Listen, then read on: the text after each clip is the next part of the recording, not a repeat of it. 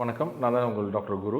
இன்றைக்கி நம்ம இந்த வீடியோவில் ஒரு பேஷண்ட்டோட ஹிஸ்ட்ரி பற்றி பார்க்கலாம். பர்டிகுலராக சொல்லணுன்னா ஒரு குறிப்பிட்ட ஒரு 30 வயசு இருக்கும் அந்த பெண்மணிக்கு. அவங்க எனக்கு கால் பண்ணியிருந்தாங்க, ஈரோடுலேருந்து கால் பண்ணியிருந்தாங்க.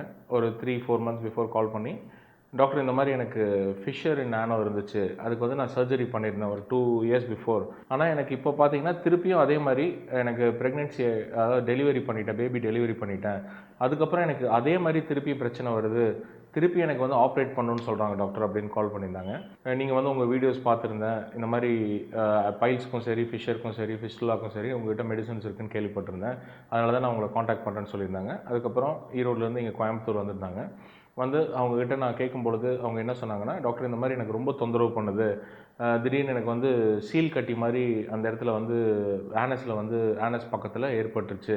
ஹஸ்பண்ட் அண்ட் ஒய்ஃப் வந்திருந்தாங்க. அவங்க சொல்லியிருந்தாங்க உடலுறவு பண்ணும்பொழுதும் பெயின் ஏற்படுது அப்படின்னு சொல்லியிருந்தாங்க.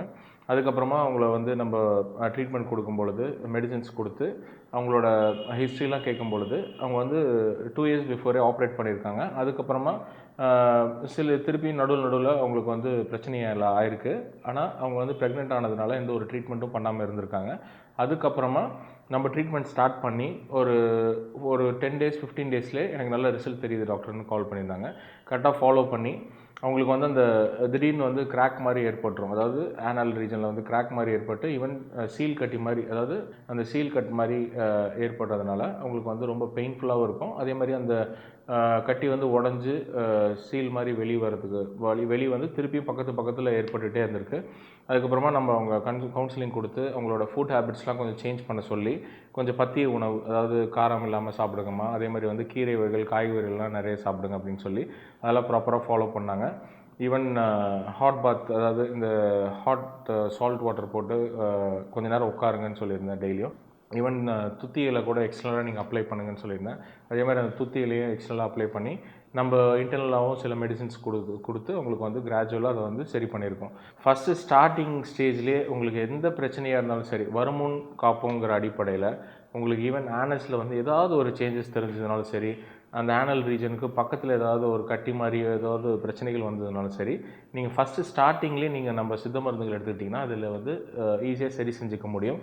அது இல்லாமல் ஆப்ரேட் பண்ணணும் அப்படின்னு சொல்லிட்டு, ஏன்னா மற்ற மருத்துவத்தில் இது ஒன்லி ஆப்ரேஷன் மூலயமா மட்டும்தான் சரி செய்ய முடியும் அப்படின்னு சொல்லிட்டு ஒரு நிலைமை இருக்குது. அப்படி நீங்கள் பண்ணும்பொழுது உங்களுக்கு அது நிரந்தர தீர்வு கிடைக்கிறதே கிடையாது, திருப்பி வந்துகிட்டே தான் இருக்கும். அதனால் நம்ம சித்த மருந்துகள் ஃபஸ்ட்டு ஸ்டார்டிங் ஸ்டேஜில் நீங்கள் எடுத்துக்கிட்டிங்கன்னா அது ஈஸியாக சரி செஞ்சுக்க முடியும். அதே தான் அந்த பேஷண்ட்டும் பண்ணாங்க. கரெக்டாக ஒரு 4-5 மந்த்ஸ் நம்ம சொல்கிற வழிமுறைகளும் சரி, நம்ம குடிக்கக்கூடிய மெடிசன்ஸும் சரி கரெக்டாக ஃபாலோ பண்ணிவிட்டு ரொம்ப பயப்பட்டுட்டு இருந்தாங்க. ஏன்னா அவங்க அப்போ தான் டெலிவரி பண்ணியிருந்தாங்க. எப்படி டாக்டர் நான் ஃபீட் பண்ண முடியுமா, உங்களோட மெடிசன்ஸ் எடுக்கும்பொழுது நான் பேபிக்கு ஃபீட் பண்ண முடியுமா கேட்டிருந்தாங்க. அதனால் அவங்களுக்கு மைல்டு டோசேஜ் தான் கொடுத்துருந்தேன். எந்த ஒரு மெட்டல் சேர்ந்த மெடிசன்ஸும் நான் கொடுக்கல, ஹெர்பல் மெடிசன்ஸ் தான் கொடுத்துருந்தேன். அதனால் அவங்க நம்பி நம்மளோட மெடிசன்ஸ் எடுத்து ஈவன் பேபி ஃபீட் பண்ணுறதும் அவங்களுக்கு சப்போர்ட்டிவாக இருந்துச்சு. அதே மாதிரி அவங்க ஆரோக்கியமாக இருக்காங்க. இப்போ நம்ம கொடுத்த மெடிசின்ஸ்னால அவங்களுக்கு என்ன ஆச்சுன்னா, ஃபஸ்ட்டு அந்த சீல் கட்டி மாதிரி ஏற்படுறது ப்ராப்பராக ஸ்டாப் ஆச்சு. அதுக்கப்புறமா அந்த ஆனலில் வர கிராக் கம்ப்ளீட்டாகவே படிப்படியாக ஹீல் ஆகி அந்த 4th 5th மந்தில் கம்ப்ளீட்டாகவே அந்த தழும்பே இல்லாத அளவுக்கு உங்களுக்கு மாறிடுச்சுன்னு சொல்லியிருந்தாங்க. ரொம்ப மகிழ்ச்சியாக இருந்துச்சு. அதனால் சித்த மருத்துவத்தை பொறுத்த வரைக்கும் எளிமையான மருத்துவம் தான். ஏன்னா நம்ம ஈவன் நிறைய பேருக்கு டவுட்ஸ் இருக்கும், டாக்டர் இந்த மாதிரி நான் பேபிக்கு ஃபீட் பண்ணிகிட்ருக்கேன், அதே மாதிரி நான் ப்ரெக்னென்சிக்காக ட்ரை பண்ணுறேன், நான் மெடிசன்ஸ் எடுத்துக்கலாமா அப்படின்னு கேட்பாங்க. நீங்கள் சித்த மருத்துவத்தை நம்பி எடுத்துக்கலாம். ஏன்னா நீங்கள் உங்களோட கம்ப்ளைண்ட் சொல்லும் பொழுது நீங்கள் ப்ரெக்னென்சிக்காக பிளான் பண்ணிருக்கீங்களா, அல்லது நீங்கள் பேபி வச்சுருக்கீங்களா அப்படின்னு கேட்டுட்டு தான் உங்களுக்கு ட்ரீட்மெண்ட்டே கொடுப்போம். பெண்களாக இருந்ததுன்னா அதே மாதிரி ஆண்களுக்கும் அதே மாதிரி தான்.